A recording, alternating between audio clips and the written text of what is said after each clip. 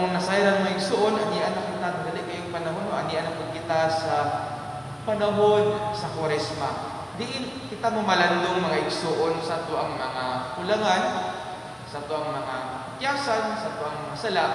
Aron nga sulod niining pangaadlaw sa Kwaresma,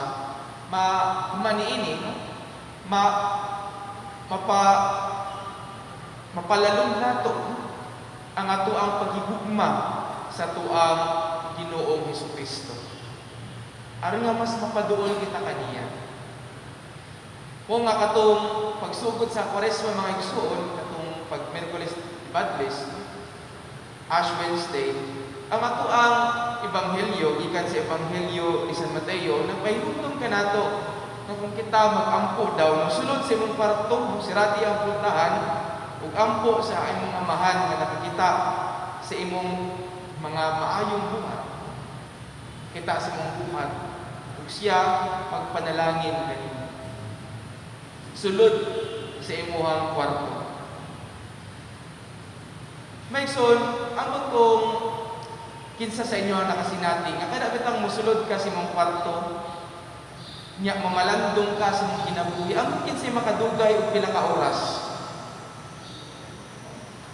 Kung mosulod ka sa imong kwarto, di ba usahay online tag-music, suotin tag komportable nga suot, tapos scroll sa Facebook, tanaw TV. Nakasinati ang mga kamulang usa sa kwarto, tapos mga abot og pila ka oras, kanang namalandong lang gid mo sa inyong kinabuhi ug walay lain. Isod kay nakatamas. Isod kay nabuhaton, labi na sa henerasyon karon. Maboard dayon ta. Gusto ta nay madunggan, gusto ta nay mo-stimulate dayon sa tawang senses. Gusto ta ma-distract. Anong gusto man ta ma-distract? Unsa dayo ang naa sa kahilom? Unsa dayo ang naa sa pag-inusara nganong mahadlok ta?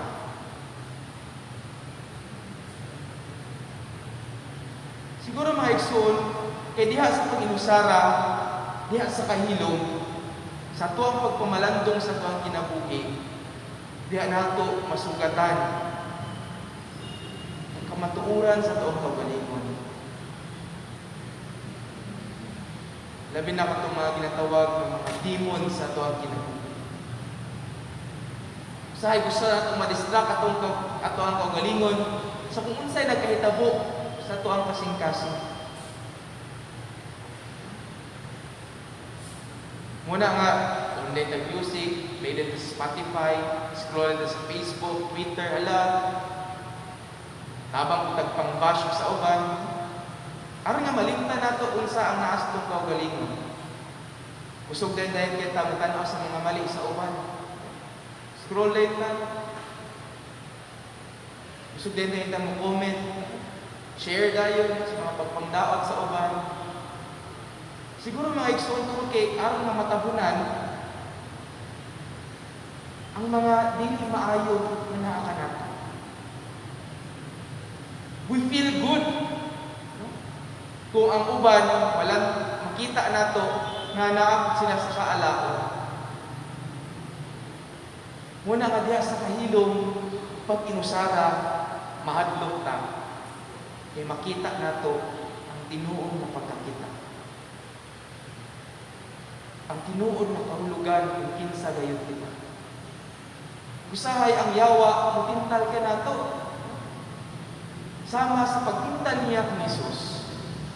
Ugnahin ko ng klase ng pagtintal ang gibuhat sa yawa ngadto kang Jesus. Ug buo ko ni usahay kadalasan ang tentasyon sa yawa kanato kung kita mag-inusara ug naa sa kahilom. Una, sa ato ang ebanghelyo miingon ang yawa, kung anak ka sa Dios, himuang pan kining bato. Himuang pan kining bato. Para ba ang pasabot sa yawa, tinuod kang anak sa Dios kung mabuhat ninimo. Usahay, atuang hatagan o bili or importansya sa katao tungod sa iyang buhat. Ug kung dili niya mabuhat ni murag para sa tuwa dili kay nato sila hatag bili or kahulugan. Pero katong mga tao nga mabuhat ning inaning klase nga milagro labi na kung makabenepisyo ka nato, dako kaayo murag hatagan dahil nato sila og bili ug importante siya. Muna ka sa tuwang katilingban, murag i-bracket nato depende kung unsa imuhang buhat sa katilingban. Kung ikaw dako kay kag nabuhat sa katilingban, no? Kung taas kag posisyon o ikaw ang pinakataas. Kung katong mga pinakababa nga wala jud gibuhat, murag dili kayo bilihon ang ilahang kinabuhi. Statistics lang ang ilahang kinabuhi. Pero mostly ba ya, ang katong mga naa sa baba ang apektado sa kalisod nga to nga sinati karon. Bisan gani sa gera sa Russia o sa Ukraine, numbers naman ang ibutang. 200,000 ang namatay. Pero kung importante kay nga tao, ang pangalan dyan na ibutang niya, no? As if mas importante ang kinabuhi ng tawhana kaysa atong mga yano. Usahay nana ang ato ang pintasyon. Muna nga, usahay kung mag-inusara ta, maningkamot ta nga makabuhat aron nga ma-impress ang uban. Maningkamot ta nga natay buhaton aron nga higugmaon ta sa uban. Pero kailangan ba natay buhaton para worthy ta sa love sa uban? Maigsuon ang ato ang Ginoo na igugma ka nato bisan pag wala tay buhaton. Tungod kay kita iyang mga anak. Kaduha, ang tentasyon, ang giingon sa Yawa. Kung ikaw, anak sa Dios, amba, ngadto sa ubos, kaya ingon man ang kasulatan, ang Dios, magsugo sa iyang anghel, magbantay kanimo, sapnayon kanila silang mga kamot, aron dili madugmok sa bato, bisan gani ang imong mga tiil. O usahay, mga igsurusan po ni katentasyon. Kung wala ba, buot pasabot sa kuhan diri, no? Buot pasabot sa Yawa diri, ikaw, aduna kay bili, depende kung unsa ingon sa uban si muha. Para ba, ambak, ingon ra ba tong kuhan, no? Ingon ra ba tong kasulatan, ngayon ani ka. Sige daw, ambak daw. Para pag nakabase sa kung unsa ang giingon sa uban, ang imuhang bili. Wala pa niingon nila, how daw kayo ka? Sige daw, buhata daw nito. Ingon ra ba itong uban, nabuutan kayo ka? Sige daw, bili. Ingon ra ba itong uban, nagpartahan kayo ka? Sige daw, bili. Kunya, kung dili nato mabuhat ang panglantaw sa uban ka nato, will that make us less of who we are? Mugamay ba nga to ang bili sa katilingban? Dili na ba ta worthy sa paghigugma sa uban? Kung dili nato ma-meet ang ilang expectation? Maigsuon ang Ginoo sayod sa atong kakayahan, sayod po siya sa atong mga kahuyangan. Muna nga siya nahigugma sa kung kinsa kita. O dili tungod sa kung unsa ingon sa uban ka nato. Ikatulo, ang Yawa miingon sa ato ang Ginoong Hesus nga mamaimuhan ning tanan. Kaning tanang kayamanan, kaning tanang imong makita nga maanindot. Say mo po na itong tentasyon nga naibili ang ato ang kinabuhi, depende kung unsa ang naa ka nato. Muna nga kailangan maningkamot ta nga magpadato, kailangan ma-acquire nato ni, kailangan sabay ta sa uso, kailangan pareha tagsuot para madawat ta sa uban. Kaya kung wala ka niini, it will make you less who you are. Mo na ang dikta sa yawa sa tuwang henerasyon karon. Kailangan mamaimuhan ni para imuhang kinabuhi adunay dili. Muna usahay atong mapamalandungan kung kita mag-inusara ug naa sa kahilo. Tintalon ka sa yawa. Sige. Paningkamot pa ug buhat niini. Sa dili man sa kung paminawon nato, dili man sa dautan nga maningkamot ko manay mabuhat para sa uban. Nga maningkamot ko nga makabot ni, makuha ni para nakoy maangkon nga ako nga maningkamot ko nga makabot na ko ni nga paglantaw sa uban. Di man sa dawaltan per se. Pero mga igsoon, kung diha nakaugat ang ato ang identity, ang ato ang bili isip pagkatao, isip tao. Basin unya, masaag ta. Basin unya, mamis na to ang pinakakahulugan sa tuang kinabuhi. Maigsuon, igugma kita sa Dios tungkol kita iyang mga anak. Kung bitaw na nga nindot ka ay sa Santos nga Misa, kabantay mo nga ang pag-ampo sa pari lang kanunay, magsugod, pag-ampo sa human sa halad o sa katapusan. Pero na sa kapag-ampo nga sabay tang tanan, bantay mo ang nga pag-ampo sa amahan namo, our Father. Sabay tag-ingon, amahan mo.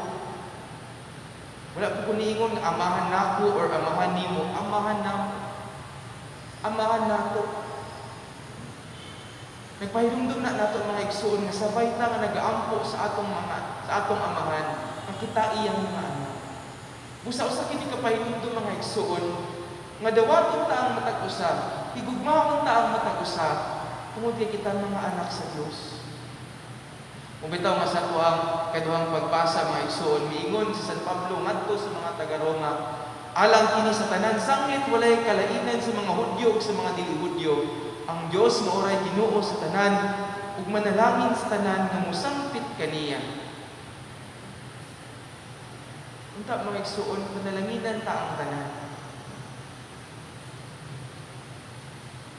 Bisan pa atong wala mituo sa samang kapatuuran nga ato ang ituuhan. Atong higugmaon pati kadtong ato ang ginalantaw ng mga makasasala. Higugmaon ka sila, panalanginan ka sila.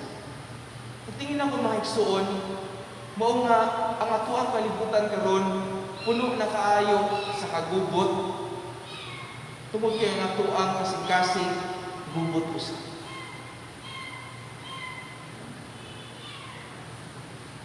Ato ang kasing-kasing puno og kasuko, hatred, usay violence. Muna ang ato ang kalibutan puno niini. Ini panahon sa Kwaresma mga igsoon, panahon kini sa paghinlo sa ato ang kasing-kasing.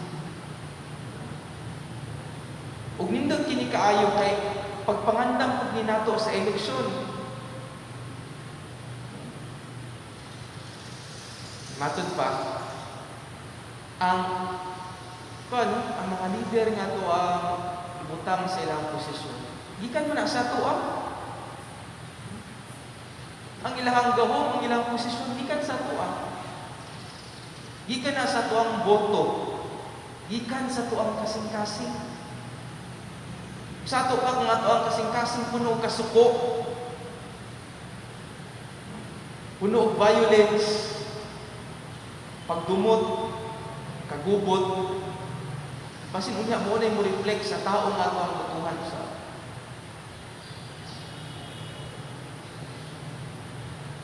Muna nga aron mamahimong paanindot, mahimong hapsay, mahimong malinaw ang resulta sa pagpapili ay hapit na. Hindot nga mangandam kita nining panahon sa Koresma. Gantawan usab nato ang sulod sa tuwang kasingkas. Aron ang ato ang mga boto magsalamin kung unsa ang tinuod na sa tuwang kasingkas. Kaya kung mga igsuon, puno sa pagigugma, puno sa kalipay, puno sa kalinaw o paghinigalaay, pag sinabtanay ang mga nasa itong kasing-kasing, magsalamin kinipuhon sa kung unsa ang resulta sa itong eleksyon. May gina-exercise nato ang ato ang gawin, isip katawhan. Muna nga, nindot po kini nga ang Koresma pagpangandam nato. Pupunta mga igsuon sa tuwang pagpangandam karon. Punta, magiyahan kita sa itong ebanghelyo karon. Nalantaw mo sa panghulugan sa tuwang ginagawa. Kita, mga anak sa Diyos. Busa, magigugmaay kita. Pumunta may sugiang usap nato ang itong mga kaigsuunan nga naglisod karon tungod sa mga sitwasyon nga ilahang kung diin anaa sila karon kung sila mga kalimutan sa mga inaa sa Ukraine, sa naa sa Russia, uban pang mga lugar na karon naglisod pero wala sa mga balita. Iampo nato sila. Munta ang kaluoy sa Diyos, ang panalangin sa Diyos, maanaa kanina. Iampo po nato ang kalinaw sa ato ang kalimutan. Nga unta, ang maghari sa matag usa ka nato, ang maghari sa tuwang kasing-kasing, o ang ato ang Ginoong Kristo. Palihog sa